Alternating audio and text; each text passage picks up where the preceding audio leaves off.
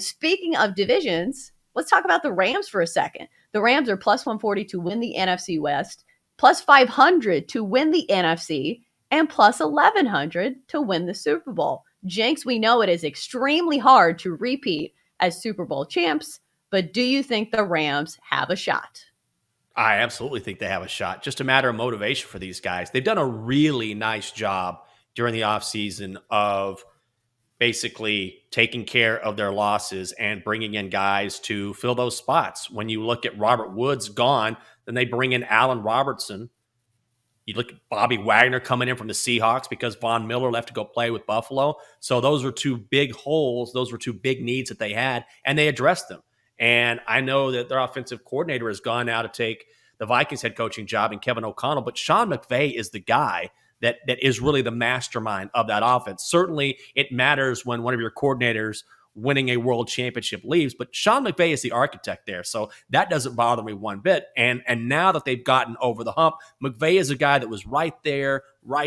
Same with Matthew Stafford. Now that they've broken through, a lot of that pressure is off. I think there's a lot of value on the Rams, even at plus 140 to win the division.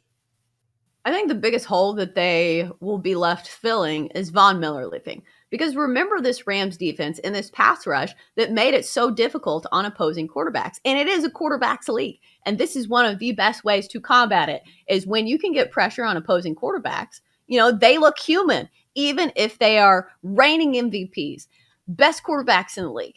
And I think when you're talking about repeat champions, it's just so difficult to get even back to the Super Bowl. Because remember, it was the Bucs and the Rams game that went down to the final play. The Rams almost didn't even go to the Super Bowl because they went toe-to-toe with the Tampa Bay Bucs. So I think just a matter of a fact that it's just so difficult to have all the stars line up, all of your players not get hurt, because that's another thing. We'll see these teams that have great odds entering the season suffer some injuries to some of their stars, and then there goes all your value. So I think it's just too many things that have to line up for the Rams. I think I would look elsewhere when it comes to Super Bowl champs.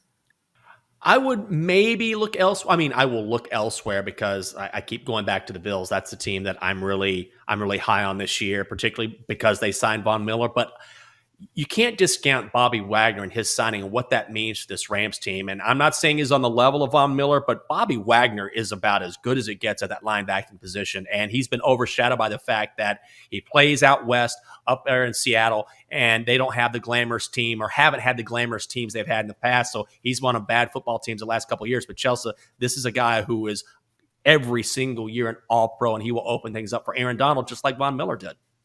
Right. But also the problem is when you are the reigning Super Bowl champs, you also play a very tough schedule. The Rams have, I believe, the toughest schedule in the NFL next season. So it's not going to be an exactly easy road.